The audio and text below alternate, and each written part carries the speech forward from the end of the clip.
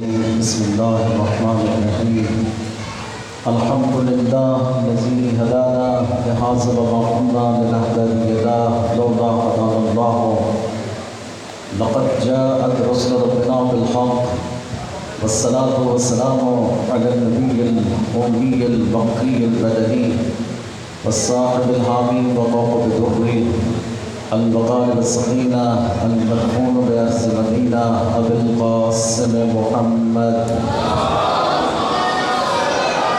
وعلى آله الطيبين الطاهرين المعصومين ولعنة الله على أعدائهم أجمعين. رب اشرح لي صدري ويسر لي أمري واحلل عقدة من لساني يفقهوا قولي. قال الله تبارك وتعالى في كتابه المجيد والفرقان الحميد وقوله الحق من يعتصم بالله فقد هدي إلى صراط مستقيم. درود پڑھیں بآواز بلند آپ سب.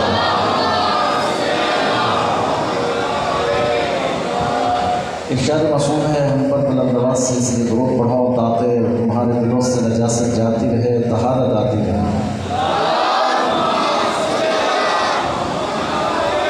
دعا ہے کہ پروردگار آپ تمام برادران ایمانی کی حاجتوں کو قبول فرمائیں اور جو تمنائیں ہیں، جو مرادیں ہیں بارگاہ رب الحسین میں منظور اور مقبول ہوں.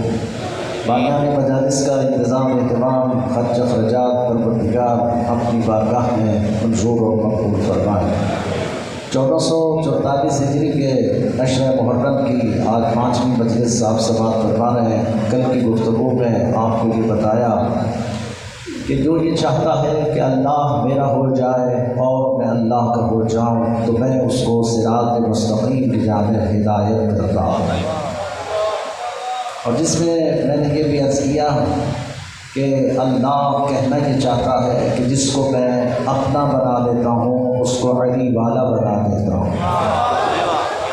تو جو ہے یہ نہیں آپ کی گویا کہ چونکہ مختصر وقت ہوتا ہے، زیادہ سے زیادہ چونکہ ہمیں آگے بڑھنا ہے، اس لیے آگے بڑھتے ہوئے صرف یہاں تک نہیں ہے کہ اللہ جسے اپنا بنا لیتا ہے اسے علی والا بنا دیتا ہے، بلکہ علی والا بنانے کے لیے پروردگار خود ہدایت کرتا ہے بنفس نفیس. اس میں کسی ولی کو، کسی مرجع کو، کسی نبی کو یہ حق نہیں دیتا کہ وہ جائے اور وسیلہ بن کر کسی کو ہدایت کرے، نہیں، بلکہ کہتا ہے من یہدی الی صراط مستقیم، جس کو میں چاہتا ہوں اس کو صراط مستقیم کی جانب ہدایت دیتا ہوں.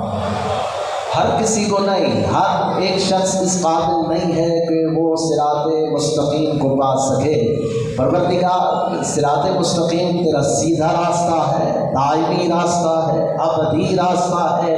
کیا تو نہیں چاہتا کہ ہر انسان صراط مستقیم پر آئے اور وہ صراط مستقیم پر چلتے ہوئے مقام جنت کو حاصل کرے؟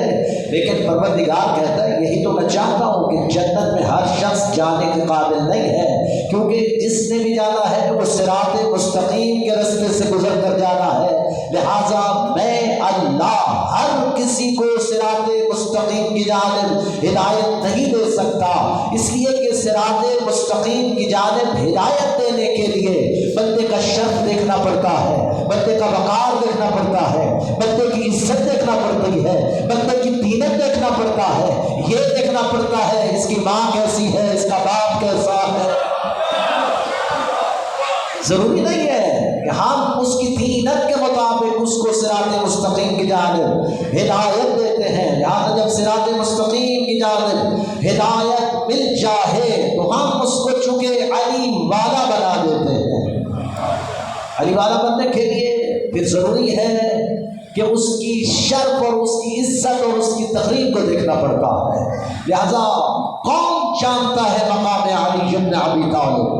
تم کیا سمجھو کہ کیا مقام ہے علی ابن ابی طالب؟ اس لیے بہت ہے کہ پیغمبر اسلام مسجد نبوی میں امیر المومنین علی ابن ابی طالب کے ساتھ میں بھی گفتگو ہے. سلمان بیٹھا ہوا ہے کہ ایک مرتبہ سلمان مسجد سے نکل کر جا رہے ہیں اور ایک گھرو گھنٹال آ رہا ہے مسجد کی طرف. گویا کہ وہ پوچھتا ہے اے سلمان مسجد میں کون کون بیٹھے ہیں؟ کہتا ہے 2 شخص بیٹھے ہیں، میں نہیں جانتا. توجہ ہے نہیں آپ نے؟ دو شخص بیٹھے ہیں، میں نہیں جانتا. کمال ہو گیا. وہ بھی مسجد میں آیا، کیا دیکھا؟ ایک ولیوں کا سردار بیٹھا ہے، ایک نبیوں کا سردار بیٹھا ہے. بہت غصہ آیا، یا رسول اللہ، یہ سلمان کو آپ نے بہت سر چڑھا رکھا ہے، آسمانوں سے باتیں کرتا ہے، سیدھے وہ بات نہیں کرتا. پیغمبر نے کہا منہ دیکھ کے بات کرتا ہے، وہ دیکھ کے بات کرتا ہے. ہر کسی کو جواب تھوڑی دیا جاتا ہے. لیکن کیا ہے یا رسول اللہ، سر چڑھا رکھا ہے سلمان کو. میں نے پوچھا مسجد میں کون کون بیٹھے ہیں؟ کہتے دو شخص بیٹھے ہیں، میں نہیں جانتا. کیا یہ سلمان آپ کو نہیں جانتا؟ پیغمبر اسلام نے کہا ہاں سلمان کیوں نہیں جانتا، یہ ابھی تو اٹھ کر ہم سے گیا ہے. یا علی، یہ سلمان آپ کو نہیں جانتا. کہا کیوں نہیں جانتا؟ ابھی تو میرے ساتھ بات کر رہا تھا، مسجد سے نکل کر کے گیا ہے. کہا کہ میں نے پوچھا کہ مسجد میں کون کون بیٹھے ہیں اور مجھے کہتا ہے دو شخص بیٹھے ہیں، میں نہیں جانتا. گویا کہ یہ اگر نہیں جانتا تو آپ اس سے پوچھئے تو صحیح کہ یہ کیوں نہیں جانتا. گویا کہ اب یہ سلیمان کو ڈھونڈتا پھر رہا ہے کہ آئیے آج تو پیغمبر اسلام سلمان کی کلاس کریں گے. گویا کہ جب پکڑ کر سلمان کو لایا گیا اور پیغمبر کی بارگاہ میں پیش کیا گیا، درود بھیجیے آل بیت.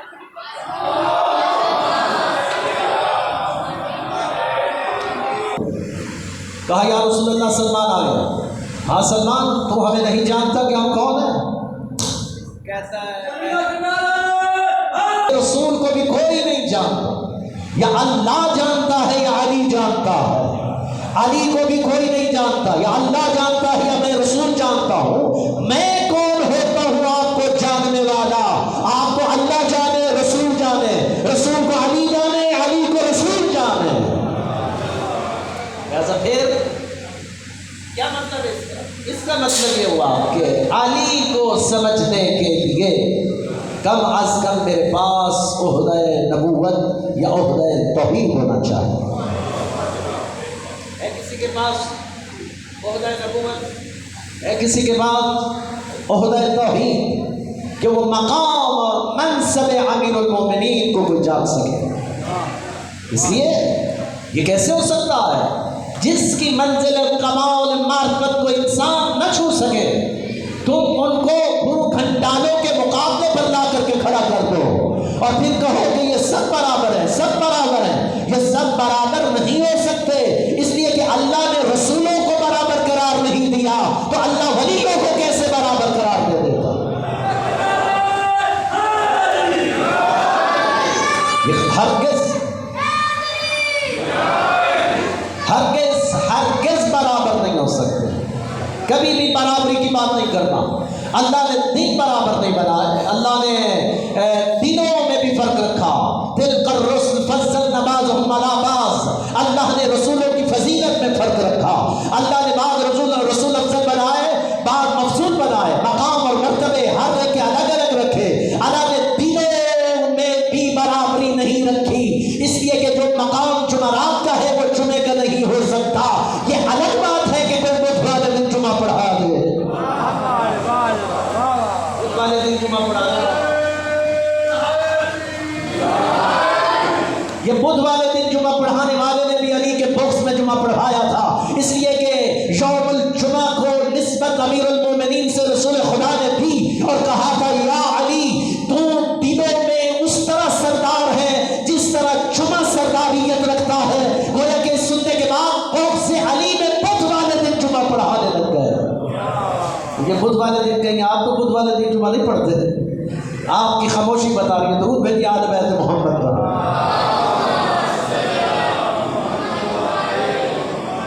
اس لیے اللہ نے شرف بتایا، مقام بتایا. کبھی برابری کی بات نہیں کرنا. عزت اور شرف اور مقام میں اگر علی کو تلاش کرنا ہے، توجہ ہے یا نہیں آپ؟ علی کو تلاش کرنا ہے تو صحابہ کی صفوں میں مت تلاش کرو، علی کو نبیوں کی صف میں تلاش کرو. تمہیں نبیوں کی صف میں ملے گا، صحابہ کی صف میں آپ کو نہیں ملے گا. ترتیب کے لحاظ سے تم یہ کہہ رہے ہو کہ چوتھے نمبر پر ہے، ہم بھی مان لیتے ہیں کہ ترتیب کے لحاظ سے علی چوتھے نمبر پر ہے، لیکن جو ترتیب تم نے بنائی ہے اس حساب سے علی چوتھے نمبر پر ہے. لیکن ہم سے پوچھو کہ علی چوتھے نمبر پر کیسے ہے؟ اللہ نے پہلا پہلا خلیفہ آدم کو بنایا، دوسرا خلیفہ حضرت ابراہیم کو بنایا، تیسرا حضرت نوح کو بنایا اور چوتھا خلیفہ علی ابن ابی طالب کو بنایا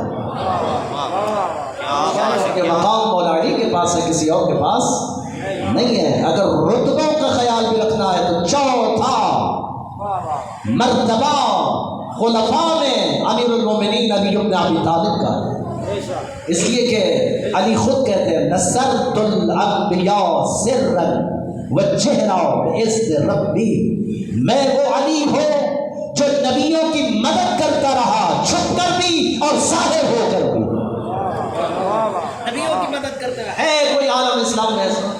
علی کو صحابہ کس صف میں رکھتے ہو جن کا کوئی مقام اور مرتبہ اپنے مقام پر ہوگا، لیکن یہ اس مقام کے کیا کہنے جو نبیوں کی مدد اس وقت کرتا رہا جب نبی خلق ہوتے رہے۔ اس کا مطلب ہے کہ یہ دعویٰ علی ایسا نہیں کر رہے، اس کا مطلب ہے کہ اگر آدم مشکل میں آیا تو آدم کی بھی علی نے مدد کی، اگر نوح مشکل میں آیا تو نوح کی مدد بھی علی نے کی، اگر ابراہیم مشکل میں آیا تو ابراہیم کی مدد بھی علی نے کی۔ اس لیے حتیٰ کہ حد ہو گئی کہ جب ولادت کے بعد ماں کی آغوش میں تھے تو ماں کو بھی یہ کہہ رہے تھے اماں جب تو مشکل میں تھی میں نے تیری مدد کی۔ جناب المبدت میں سلیمان قدوسی نے اس واقعے کو بڑا خوبصورت کر کے لکھا۔ جناب المبدت ہمارے اکابرین اہل سنت کی معتبر کتاب کہ جب امیر المومنین فاطمہ بنت اسد کی گود میں آئے تو ماؤں کا ایک دستور ہوتا تھا عرب کے اندر بندھنا باندھتی، تو ماں نے جب بندھنا باندھا تو جھٹکا دیا علی نے اور ایک مرتبہ چھوڑ دیا، اور چھوڑنے کے بعد پھر ماں نے باندھا تو پھر جھٹکا دیا، کہا ماں میں ہاتھ چھوڑ کے نماز پڑھنے آیا ہوں تو باندھ دیتی ہے۔ گویا کہ پھر کیا ماں نے جب کلام اپنے بیٹے کی اس کلام کو دیکھا تو کیا کہا، میرا بیٹا مظہر العجائب ہے، مظہر العجائب ہے۔ گویا کہ مظہر العجائب علی ہے، گویا کہ دنیا کو یہ پیغام پہنچانے کے مقابلہ کبھی علی سے نہ کرتا۔ دنیا میں ہے کوئی ہادی، کل بھی بات کی تھی، چیلنج کرتا ہوں عالم اسلام کو، کل بھی بات کی تھی کہ ہے کوئی ایسا عالم اسلام میں ہادی کہ جو جنازے میں بھی ہو اور جنازہ اٹھا رہا ہو، ہے کوئی دنیا میں ایسا ہادی جو گود پیغمبر میں ہو اور قرآن کی تلاوت کر رہا ہو، ان دن کا ہو اور گود پیغمبر میں تلاوت قرآن کر رہا ہو، وہی علی، دنیا برابری کرتی ہے علی سے، کبھی نہیں کر سکتی۔ آتے ہی پیغام نماز کرے، قد افلح المؤمنون الذین هم فی صلاتهم خاشعون، فلاح پائیں گے مومنین کے جو نماز کو خضوع و خشوع کے ساتھ ادا کرتے ہیں۔ گویا کہ اس پیغام نماز کے بعد جب کلام اپنی ماں سے کر رہا تھا، ماں نے ایسے تھوڑی کہہ دیا تھا مظہر العجائب ہے، اس لیے کہ ماں کو واقعہ یاد دلا رہا تھا، اماں جب آپ چاہے زمزم کے کنارے پر پانی بھرنے کے لیے آئی تھی، ایک شیر نے آپ پر حملہ کیا تھا اور ایک شخص جو نمودار ہوا آپ کو بچانے کے لیے، اور آپ جب بچ گئی اس شیر کے حملے سے تو آپ نے وہ گلبند اتار کر اس کو انعام میں دیا تھا، اما اجازت ہو تو وہ گلبند آپ کو دکھاؤ۔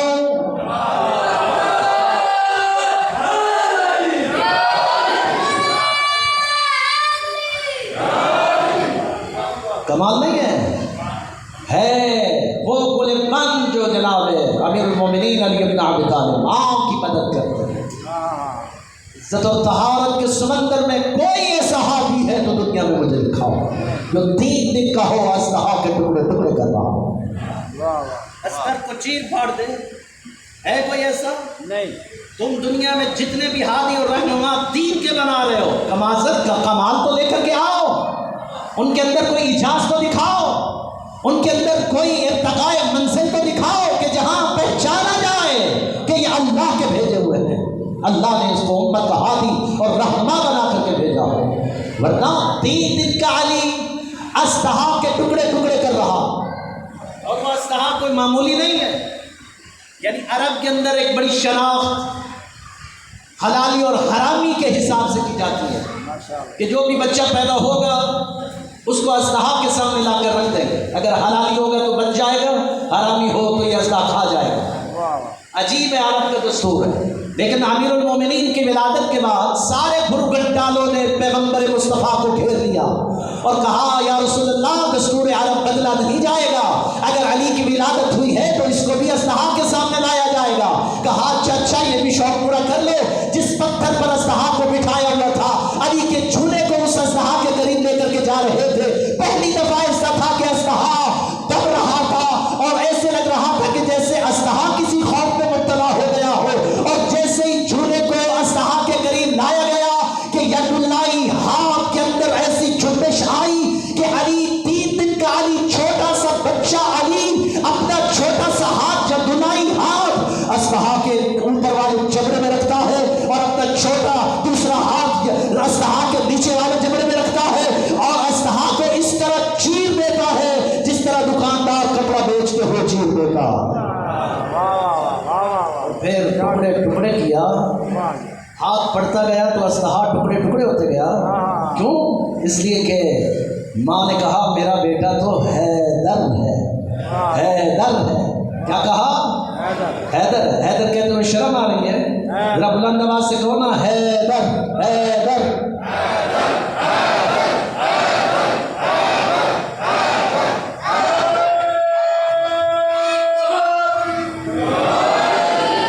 میرا بیٹا حیدر ہے. حیدر. چیر پڑا. اس واقعے کے بعد ہر ماں پیدا ہونے والے بچے کو یہ لوریاں دیتی اور یہ وصیت کرتی کہ بیٹا بڑے ہونے کے بعد سورما بننا، بہادر بننا، لیکن کبھی حیدر نامی سے جنگ نہ کرنا. وصیت ہو گئی ہے بچوں کو حیدر سے کبھی جنگ نہ کرنا. اور کیا کہنے یا علی، آپ کے بھی جب بھی آپ جنگ میں جاتے ہیں تو جو مبارزہ کرتے ہیں اس مبارزے میں کوئی اور تعارف نہیں کرواتے تھے بلکہ کہتے تھے ان الذی سمتنی امی حیدرا، کہ میں وہ ہوں کہ جس کی ماں نے میرا نام حیدر رکھا ہے. اس لیے کہ علی یہ تعارف اس لیے کرواتے تھے کہ میرے مقابلے میں آنے والا بھی تو بتائے وہ کس باپ کا بیٹا ہے. کم از کم وہ بھی تو اپنا تعارف کروائے کہ وہ کس باپ کا بیٹا ہے. لیکن عزت اور طہارت کے دریا میں علی اپنے کمالات میں مظہر العجائب ہے. اس لیے دنیا آؤ ہمارے ساتھ مقابلہ کرو. مقابلہ پھر کرو تو پھر کسی منصب کے ساتھ کرو، کسی منزل کے ساتھ کرو، کیونکہ علی جیسا امام ہمارے پاس ہے، علی جیسا رہبر ہمارے پاس ہے، علی جیسا ہادی ہمارے پاس ہے. اس لیے کہ دنیا کی ہر چیز اگر کسی نے حاصل کرنا ہو تو علی کے دروازے پر آئے. ہے شیعان حیدر قرار. کتنے خوش نصیب ہیں آپ نے کہ اللہ نے آپ کو وہ بھی امام عطا کیا ہے کہ جس نے کسی میدان میں آپ کو شرمندہ نہیں ہونے دیا. علم کا میدان ہو، تقوی کا میدان ہو، شجاعت کا میدان ہو، عزت کا میدان ہو، توقیر کا میدان ہو، ہر میدان کا فاتح کون ہے؟ میرا مولا.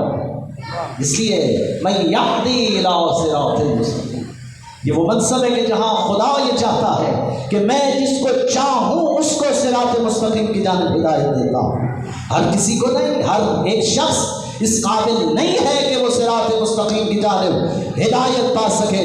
لہٰذا یہ منزل اور یہ کمال ہمیں اس وقت حاصل ہوگا جب ہم صحیح معنوں میں در علی پر آئیں گے. علی پر آنے کے بھی کچھ تقاضے، ایسے تھوڑی ہوتا ہے کہ منہ اٹھا کے آئے اور پھر گئے کہ آپ علی والے ہیں. گھبرا تو نہیں گیا؟ جو بھی منہ اٹھا کے آئے کہے ہم علی والے نہیں ہے نا. تقاضے ہیں نا.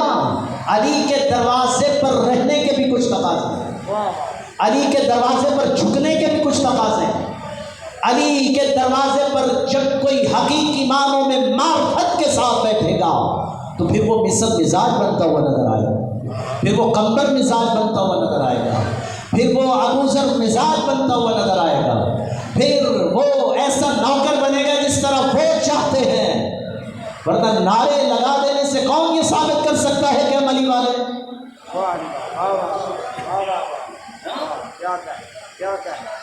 یہ بڑا عجیب نہیں ہے؟ کہیں گے جناب ہم چونکہ بڑے نعرے لگاتے ہیں لہٰذا ہم اس لیے علی والے ہیں، چونکہ ہم بہت زیادہ سلوات پڑھتے ہیں ہم اس لیے علی والے ہیں، ہم چونکہ مولانا صاحب کو بڑی بڑی داد دیتے ہیں اس لیے ہم علی والے ہیں، ہم جلوسوں میں شرکت کرتے ہیں اس لیے علی والے ہیں، ہم چونکہ مجالس میں بھرپور ٹائم پر نہیں آتے ہیں لیکن پھر بھی ہم علی والے ہیں. درود میری آل بیت محمد پر.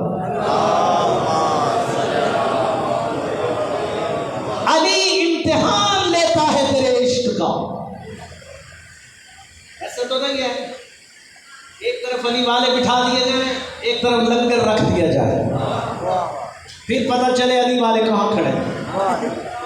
کبھی کبھی اپنے اس عشق کا امتحان بھی لیجئے اور پھر کھنگالیے، پھر آپ ترتیب لگائیے، پھر آپ تعداد کا تقاضا آپ پوائنٹ کیجئے، ایک طرف لنگر کھانا کھول دیجئے، ایک طرف مجلس اعضاء کا انعقاد کروائیے،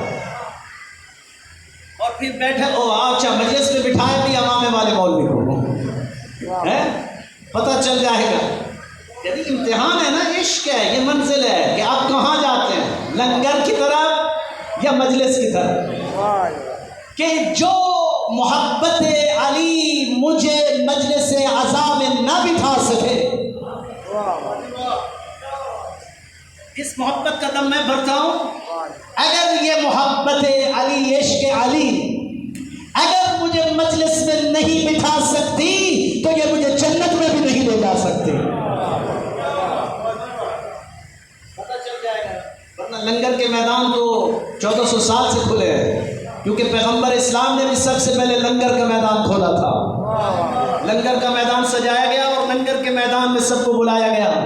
علی کا پیغام پہنچانے کے لیے اللہ کے رسول نے بھی سب سے پہلے لنگر کا میدان کھولا تھا، کیونکہ پتہ ہے کہ یہ لنگر کے بغیر علی سنے گا نہیں، لنگر کے بغیر علی پہنچے گا نہیں۔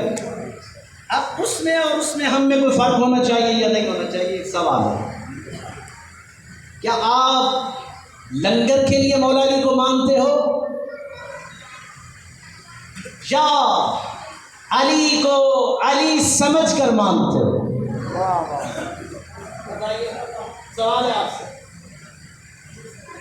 علی سمجھ کر، کیونکہ علی کیا کہتے ہیں، خدایا میں تیری عبادت جنت کے لالچ میں نہیں کرتا ہوں، خدایا میں تیری عبادت دوزخ کے خوف سے نہیں کرتا ہوں، میں تیری عبادت اس لیے کرتا ہوں کہ تو لائق عبادت ہے۔ توجہ ہے یا نہیں آپ کی؟ تو پھر اس کا مطلب یہ ہوا کہ آپ نے طے کر لیا کہ ہم لنگر کے لیے علی کو نہیں مانتے، ہم علی کو علی سمجھ کر مانتے ہیں۔ تو پھر آپ کو آپ کی وکالت کرتے ہوئے یہ جملہ میں اپنے رب سے کہنا چاہتا ہوں، خدایا ہم بھی علی سے محبت جنت کے لالچ میں نہیں کرتے، علی سے محبت دوزخ کے خوف سے نہیں کرتے، ہم علی سے محبت اس لیے کرتے ہیں کہ علی لائق محبت ہے۔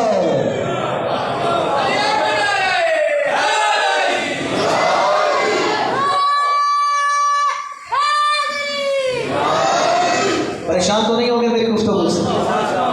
ہاں یہ کچھ جس کو قدرت نے محبت کا ولی لکھا ہے، جس کو قدرت نے محبت کا ولی لکھا ہے، مولائے کل جس کو کہیں شیر ولی لکھا ہے، اور اس کی عظمت کو زمانے میں دکھانے کے لیے چاند کے بیچ میں اللہ نے علی لکھا ہے۔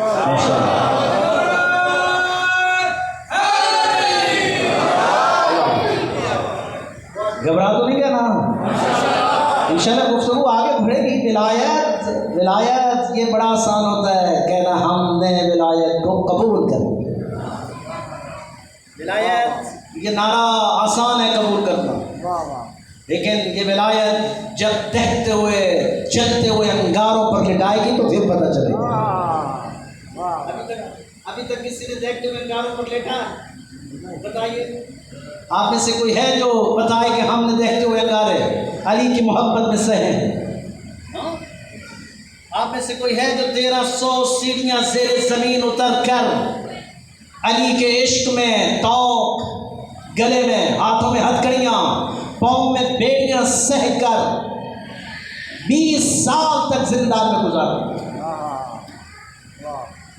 ہیں؟ آپ میں سے کوئی ایسے نہیں؟ ہم میں سے ایسے ضرور ہیں جو ایک FIR سے ڈر رہے ہوتے ہیں۔ کیا مطلب؟ وہ مولانا کیا کہہ رہے ہیں، مجلس مشکل ہو گئی، FIR کٹ جائے گی اس لیے مجلس نہیں کروا سکتے۔ بھائی یہ کون سے عشق ہے؟ یہ کون سی محبت ہے علی؟ محبت علی ہم سے یہ امتحان لیتی ہے، تقاضا کرتی ہے۔ یہ محبت علی امتحان اس لیے کر لیتی ہے کہ تاکہ تم میسر مزاج بنو، کمتر مزاج، تاکہ تمہارے اندر پتہ چلے کہ تم وہ ہو کہ اگر زبان گدی سے نکل جائے تو پھر بھی الحق کو معلی ہے وعلی الحق کی صدا تمہاری لبوں پر ہو۔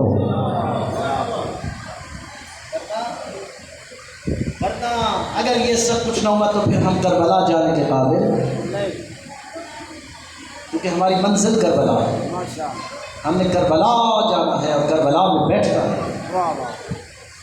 ہم اس قابل ہو سکیں کہ ہم کربلا بیٹھ سکیں، ہم اس قابل ہو سکیں کہ کربلا چھو سکیں، کربلا پا سکیں۔ زہرا کے لال نے کربلا بسائی، زہرا کے لال نے کربلا بچھائی،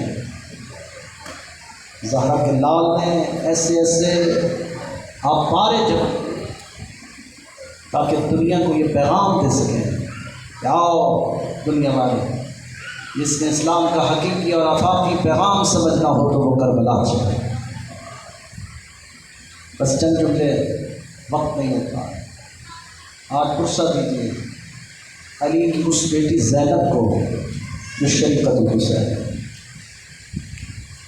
زینب شریقۃ الحسین، لیکن حسین شریقۃ الزینب نہیں۔ ازادار بیٹھے ہیں، ماتمی نوحہ خان کے سوال کا جواب دو، حسین کتنے دن پیاسے رہے؟ کتنے دن؟ 3 دن۔ تاریخ نہیں بتا سکی کہ زینب کب سے پیاسی تھی اور کب تک علی کی بیٹی پیاسی۔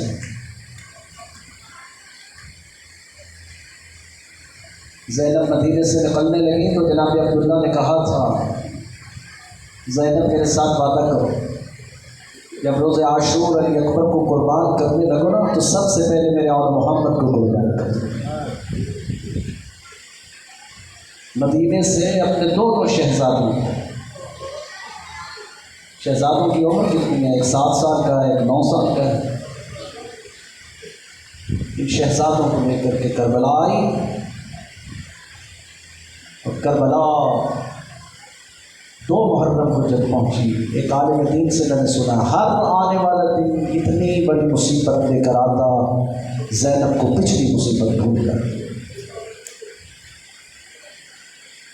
3 محرم ہوئی، بی 2 بھول گئی، 4 ہوئی، بی 3 بھول گئی، 5 محرم ہوئی، بی 4 بھول گئی، 6 محرم ہوئی، بی 5 بھول گئی، 7 محرم ہوئی، بی 6 بھول گئی، 8 محرم ہوئی، بی 7 محرم بھول گئی، 9 محرم ہوئی، بی 8 بھول گئی۔ ہر آنے والا دن اتنی بڑی مصیبت لے کر آتا کہ علی کی بیٹی کو پچھلی مصیبت بھول جاتی۔ اب مجھے بتاؤ 10 محرم سے بڑی بھی کوئی مصیبت تھی؟ 10 محرم سے بڑی کوئی مصیبت ہے تو مجھے بتاؤ۔ اکبر کے سینے میں برچھی لگی دیکھی، قاسم کی لاش کے ٹکڑے دیکھے، اور محمد کو گھوڑوں کی ٹانگوں تلے بابا دیکھا، ہوئی جو شاب غریباں روز عاشور بھول گئی۔ وہ زینب آج اس زینب سیدہ کو فرصت ہے ان کے شہزادوں کا، چند جملے ان کی شہزادوں کی عسکر سے۔ خدا کی قسم رویا کرو، یہ دن رونے کے، چند راتوں کا مہمان ہے اکبر کا بات،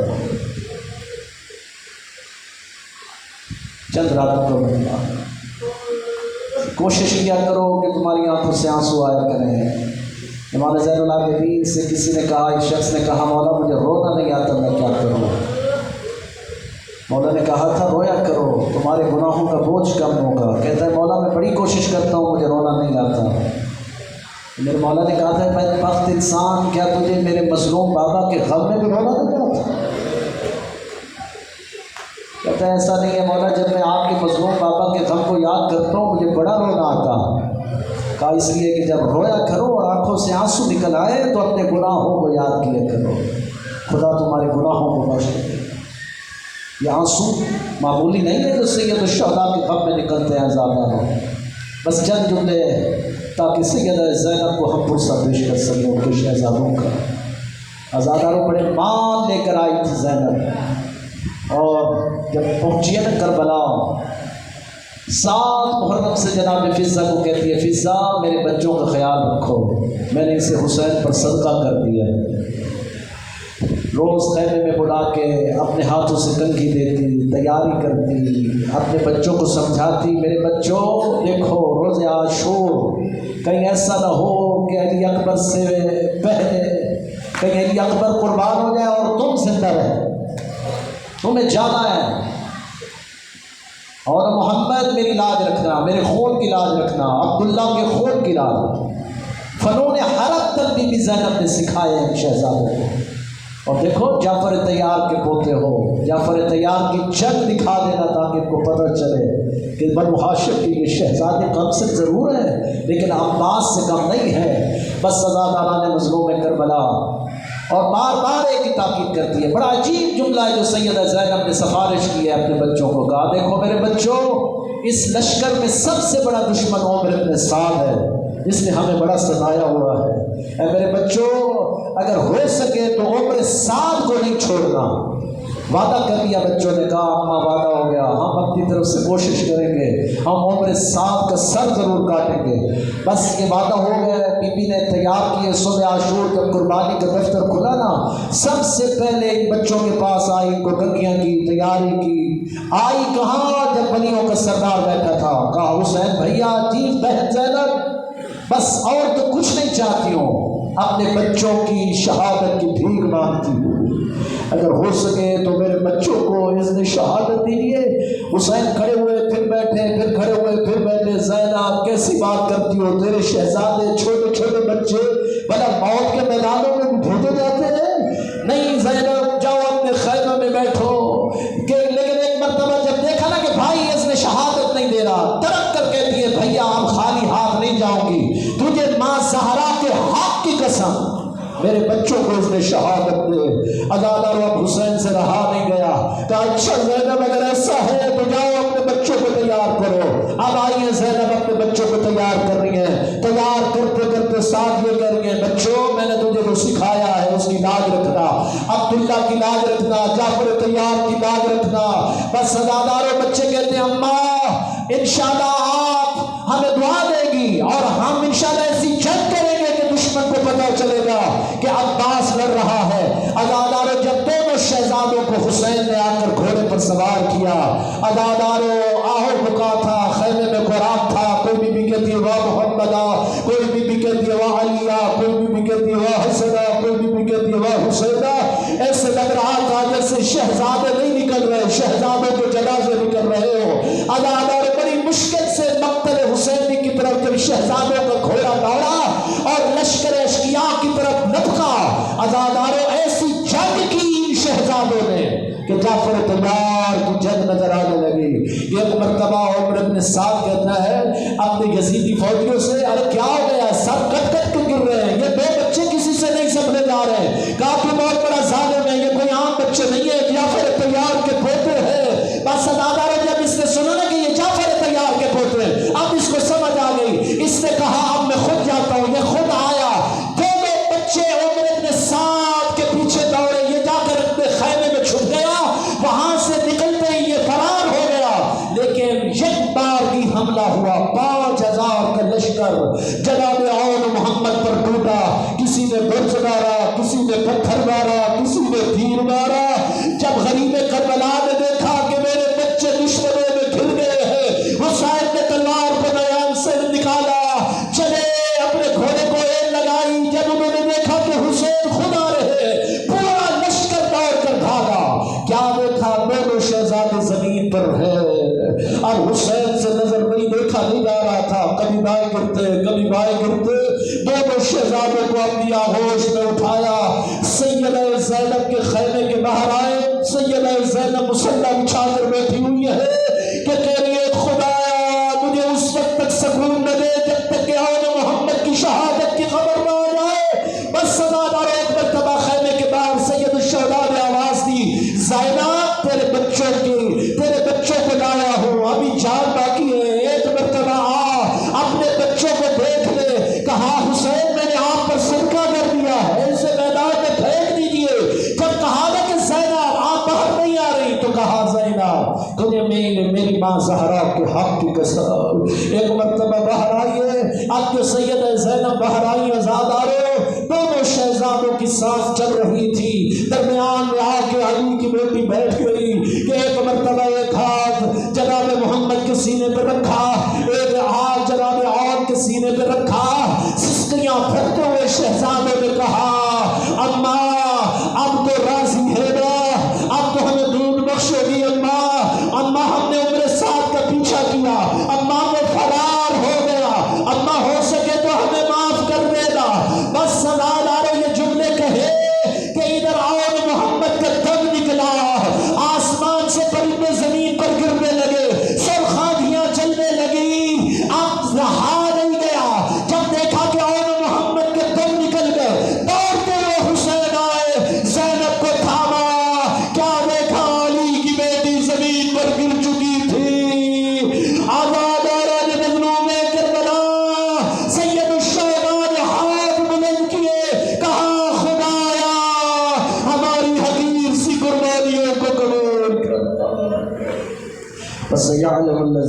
ينقلبون أيما انقلب ينقلبون. السلام على